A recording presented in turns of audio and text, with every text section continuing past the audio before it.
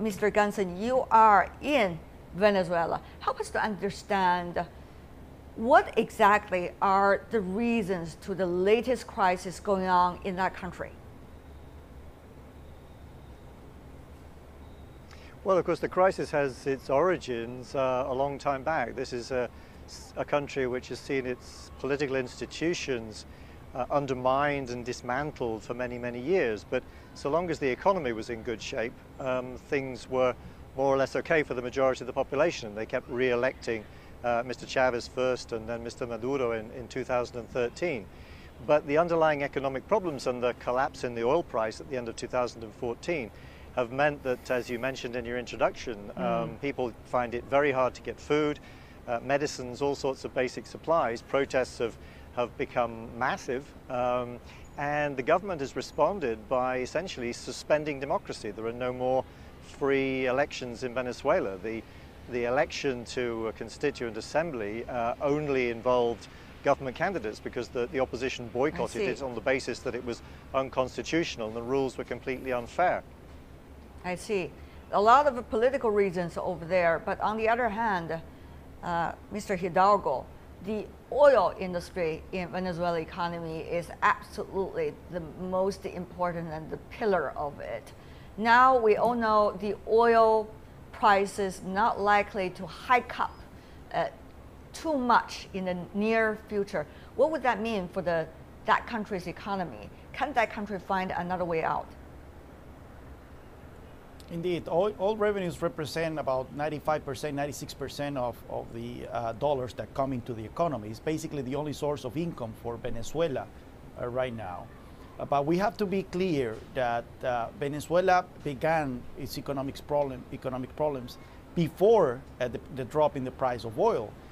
Even when the price of oil was about $100 per barrel, Venezuela was already deep into red ink, was already deep into a deficit. Most of this deficit came for the re-election of Hugo Chavez in 2012. He increased spending by 30% in real terms.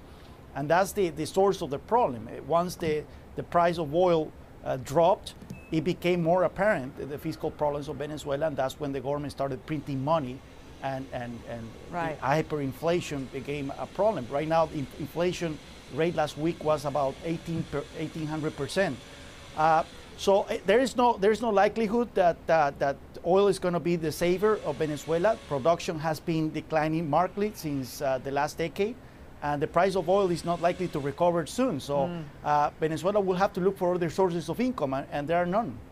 Well, Mr. Jiang, we understand that there have been quite some spending from the Venezuelan government for the so-called welfare of the people when it comes to housing, Medicare, education, and many other things. This is going back in various administrations over the past few decades. So do you think Venezuelan government now, despite its political instability, will be able to find a balance between its economic capabilities and the welfare it could create in order to win more hearts and minds in Venezuela? Yes, you're right. There are so many people who criticize Chavez and Maduro for spending too much on social programs. My view is that, well, for the government, it's your duty to offer all kinds of social benefits for the poor people. So we have to understand when Chavez and Maduro are in power, the poor people in Venezuela have benefited a lot. Of course, the government needs to keep the so-called balance between social benefits and investment in agricultural manufacturing. That's true. So if you have $10, now tell me how much you should spend on social programs.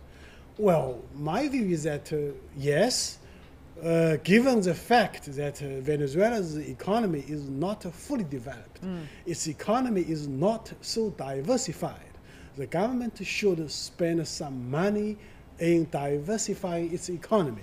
So, well, there is a debate about whether Chavez or Maduro are wrong or not. All right.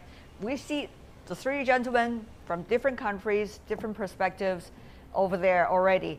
But let me just mention one thing about the oil, even though some of you dismiss that, but still it's an important factor because during the sunny days, the oil gives people a lot of kinds of imagination as to how much money they will earn and how much money they should spend. So Venezuela is the country that has biggest oil reserve in the world. In fact, it's one of the biggest exporters to the United States. It benefits from oil, the country, or rather it's cursed by oil. That's always a question. What about now? Oil revenues account for about 95% of the export earnings. The oil and gas sector is around 25% of the GDP. After Hugo Chavez took office in 1999, oil prices hiked sharply, but it's an opposite case with his successor Maduro, whose presidency saw a collapse of the oil prices. In the year 2016, Venezuela's GDP is 20% smaller than it was in the year 2013. To maintain its socialist policy, the government has to print money, as we mentioned earlier, which lead to a soaring inflation as high as over 700 this year. And of course, there's also a scarcity of food, the daily necessities, and medicine, as many of our panelists mentioned. Here's the thing. What can we do about this, gentlemen? Mr. Jiang, you have your own version of remedy, do you? Well, yes. For this beautiful country called Venezuela, your comparative advantage is the richness in oil. You must make good use of your comparative advantage. But right now, the country seems to be in some political problems. Can it really? But at the same time, you are suffering from the so-called Dutch disease or natural resource curse. So it is very difficult for Latin American governments, including the Chavez and Maduro. It's really very difficult for you to decide which is the focus for your government policy. Now, we have to understand, in the past 18 years, Chavez and Maduro has been spending too much on social benefits, a lack of emphasis on promoting or diversifying the economy. So in the future, if I'm God, I would suggest Venezuela should pay more attention to both social development and diversifying economy. Here's the thing. Yes. Mr. Gunson, you are in Venezuela. Do you think the current government can afford to reduce the welfare it once already put out there to the people, even at this critical juncture? Yeah, I don't really think that that's the issue. I mean, welfare in Venezuela at the moment is limited to emergency food rations, pretty much. The welfare system has more or less collapsed. The problem here is not in essence an economic problem, it's a political problem. Until there's a political settlement here, there can't be a peaceful democratic way out of this that will lead to economic stability in the future. The model that the Chavista governments, both under Hugo Chavez and Nicolas Maduro, have been promoting has clearly shown itself to be unsustainable. And the problem here is not how do you maintain the welfare as it was before, but how do you prevent people from starving without, as I say,